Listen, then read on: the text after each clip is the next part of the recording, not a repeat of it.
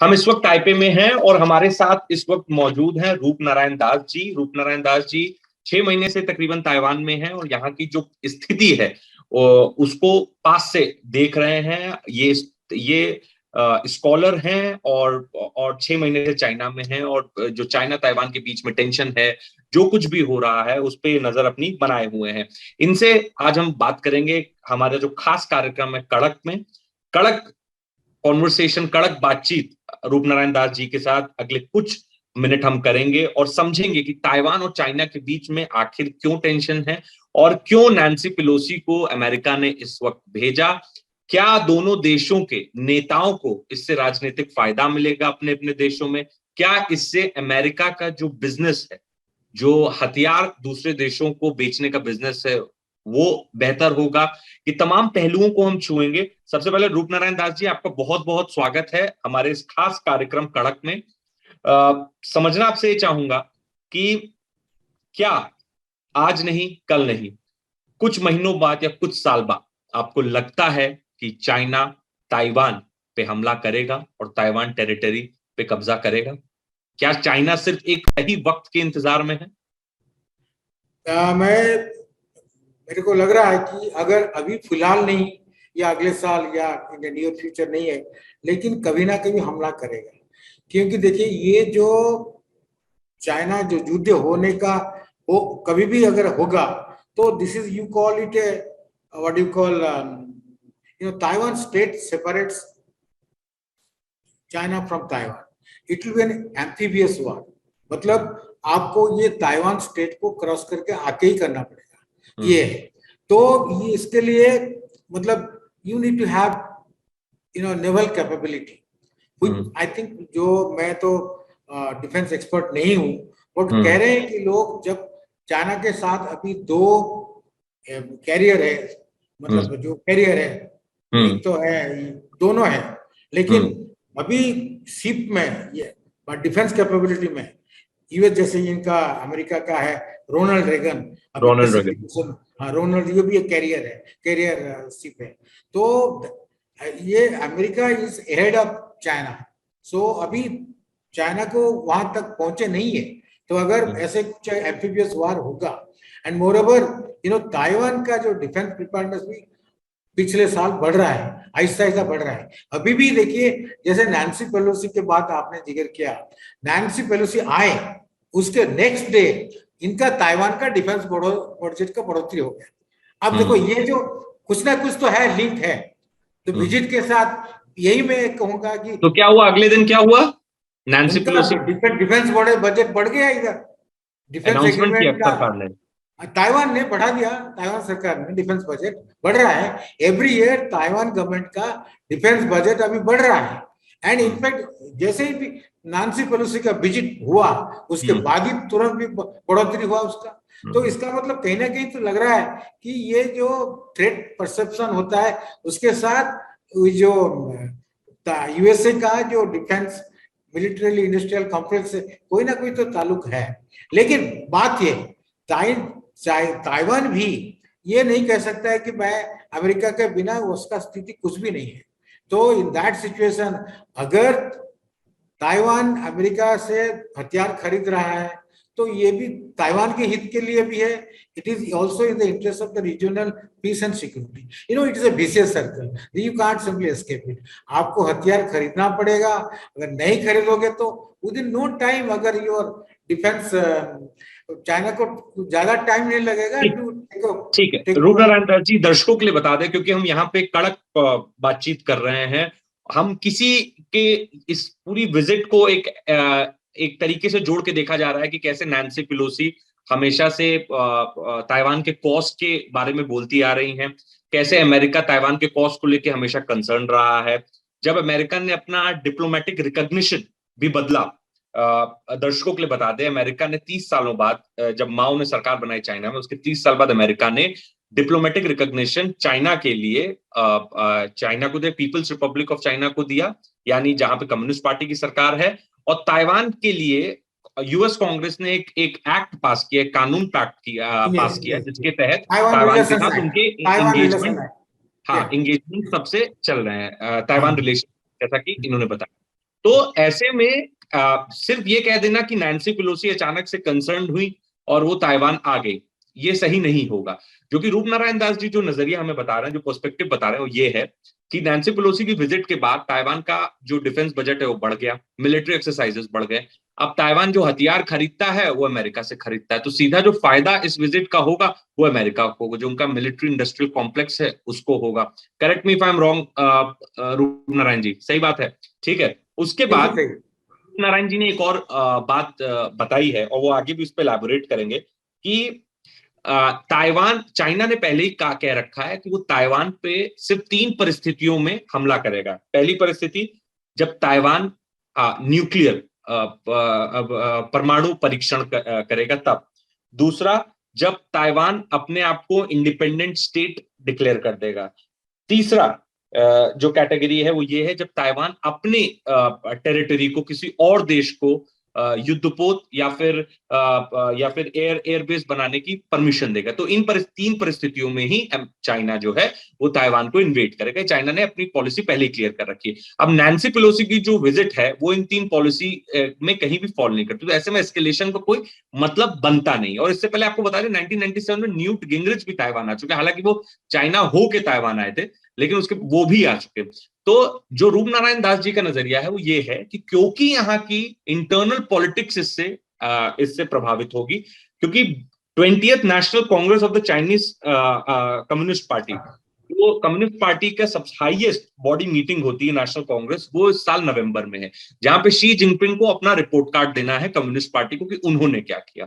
वहीं नवंबर महीने में यहाँ पे ताइवान में म्यूनिसिपल बॉडी पोल्स हैं और एक रेफरेंडम भी है, जो कि रूप नारायण दास जी बता रहे हैं, जो कि जिसकी संभावना हो सके कि जो 21 साल उम्र है वोटर की उसको कम करके 18 साल किया जाए। तो एक उसके लिए एक राजनीतिक पिच जो है वो तैयार होगी, और इससे जो दोनों देशों के लीडर्स हैं, जो चाहे प्रेसिडेंट साई हो चाहे शी जिनपिंग हो, इन दोनों को अपने देशों में राजनीतिक रूप से फायदा होगा। इस पर थोड़ा प्रकाश डालिए रूप नारायण दास जी। हाँ, यस, मैंने कहा कि जो चुनाव की बात मैंने किया, यहाँ चुनाव हो रहा है, ये नवंबर 26 में होगा, मेयर इलेक्शन होगा। और चाइना में भी तो आपकी जो पार्टी कांग्रेस हो रहा है। शी जिनपिंग देखिए, even today he holds 3 positions. He is the chairman of the party, he is president of the Chinese Republic of China. He is also head of the military affairs commission. So he is holding 3 positions. And अगर ये संभावना है कि अभी तीसरे वाले उनको भी और भी मिल जाएगा, लीडरशिप का एक्सटेंशन हो जाएगा, ये जो पार्टी कांग्रेस होगा। तो ये जो जैसे अभी नैन्सी पेलोसी ने आया और उन्होंने जो एक्सरसाइज शुरू किया, मेरे को नहीं लग रहा है कि ये विजिट तो ऑफिशियली डिक्लेयर हुआ मतलब 1 हफ्ता पहले, बट इतना बड़ा एक एक्सरसाइज, नेवल एक्सरसाइज हो या एयर एक्सरसाइज, इतने कम समय में हो नहीं सकता है। इनका जो प्रिपरेशन इसके लिए कई महीनों से बिल्कुल हुआ होगा। तो ये Nancy Pelosi visit simply provided in context a pretext to indulge in military adventurism. तो आपको लगता है कि चाइना एक तरीके से सिर्फ माहौल बना रहा था और अभी उसके पास कोई एक वाजिब कारण भी नहीं है इन्वेड करने का? दूसरी चीज, ये कई लोग, ये सवाल मैं आपसे पूछूंगा, कई भारत में भी दर्शक ये सवाल जानना चाहते हैं कि कई लोग यहाँ पे कहते हैं क्या यूक्रेन और ताइवान की परिस्थिति एक जैसी है? क्योंकि उस वक्त भी जो नाराजगी पुतिन को थी यूक्रेन से, वो ये थी कि वो नेटो में शामिल होने जा रहे थे। ताइवान के साथ चाइना की नाराजगी यही है कि वो यूएस के से करीबियां बढ़ा रहा है। तो क्या चाइना और यूक्रेन की परिस्थिति एक जैसी है या अलग अलग है? और क्या जिस प्रकार से यूक्रेन को यूएस ने सपोर्ट किया है, नेटो फोर्सेस ने सपोर्ट किया है, क्या चाइना को भी क्या ताइवान को भी सपोर्ट मिलेगा अगर युद्ध की परिस्थिति होती है? मेरे ख्याल ये comparison like it may be like कंपेरिजिंग orange and Apple होगा। the commitment of USA to Taiwan is much more deeper because it directly, आप सोच लीजिए एक सिचुएशन, मान लीजिए ताइवान को चाइना ले लेगा, कब्जा कर लेगा, then China becomes a number 1 country in the world in the economy. So that is not something USA can accept it. ये एक चीज है। Secondly, look at the position of China in the Taiwan in the Indo Pacific. ये Indo Pacific region जो होता है जिसमें Taiwan state भी जुड़ा है, इसमें मतलब दी मैरीटाइम डोमेन में इनका मतलब the final say will be of China only.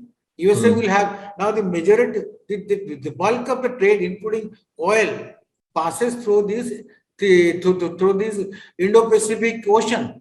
And now, supposing China is successful in taking over Taiwan, then it will create a blockade for smooth passage of ships, goods in the ocean. China Strait, Taiwan Strait. Yes. So that will create a bottleneck for the free movement of ships in the ocean, in the Indo-Pacific. So that is for two things. First of all,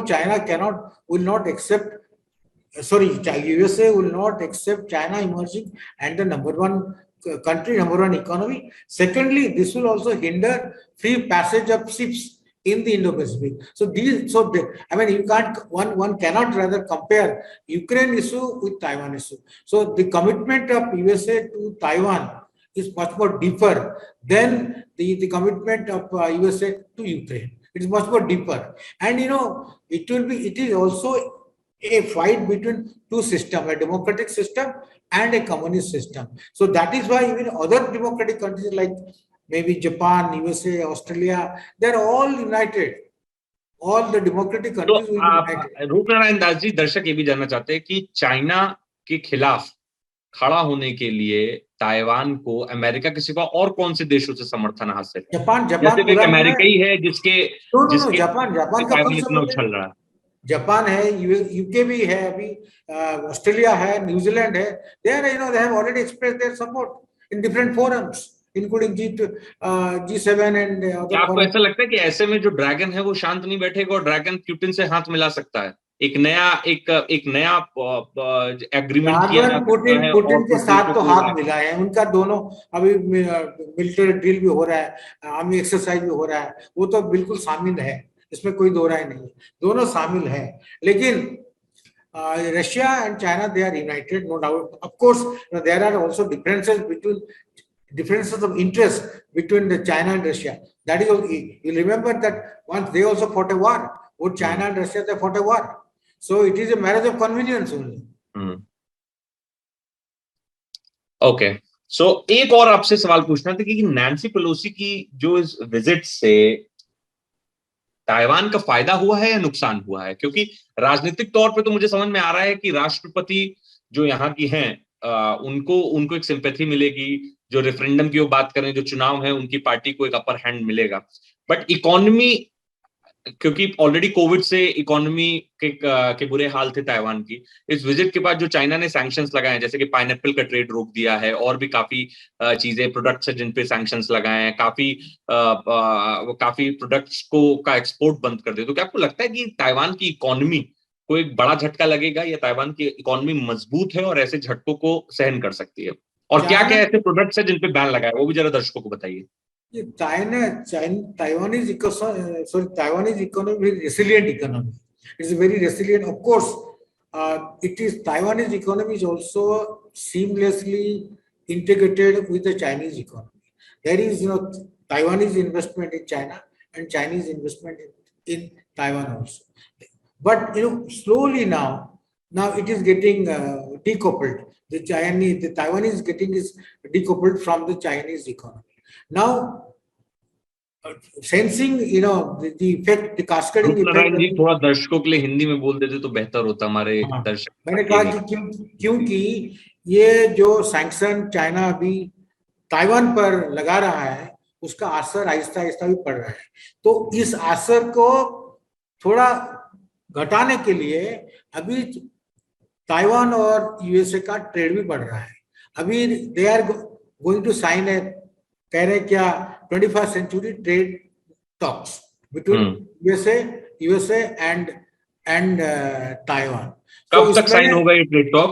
ये अभी talk शुरू हो रहा है, अभी जल्दी शुरू होगा, उसके बाद they will sign it. But उसमें बहुत सारे पहलू हैं, जिसमें एक होगा कि ताइवान एग्रीकल्चरल प्रोडक्ट यूएसए को कुछ ज्यादा भेज सकेगा, खास करके जो सेमीकंडक्टर इंडस्ट्री, उसको भी फायदा होगा।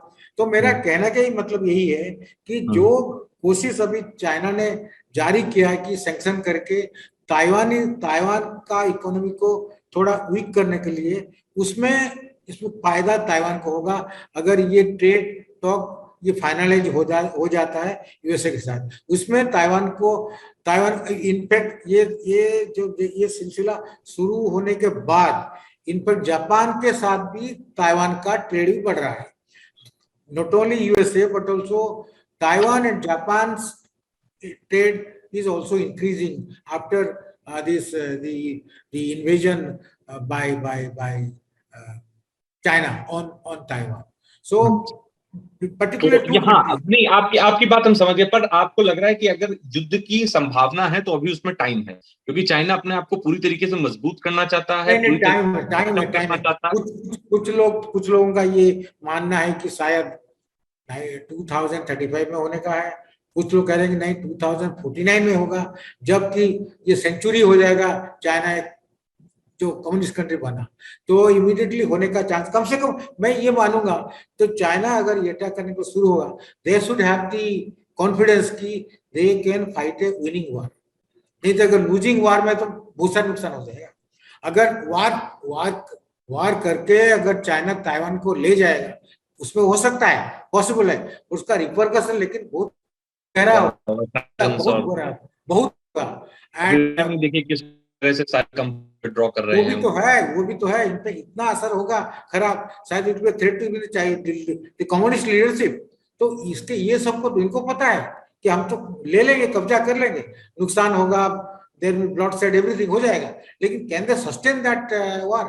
That is very difficult. और इनको पता है। दूसरा बात बता रहा हूँ, अनलाइक रशिया का लीडरशिप और कम्युनिस्ट लीडरशिप इन चाइना में थोड़ा अंतर है, क्योंकि रशिया लीडरशिप मेरे को लग रहा है it is a one man, Putin का शो है, but here in China it's a collective leadership.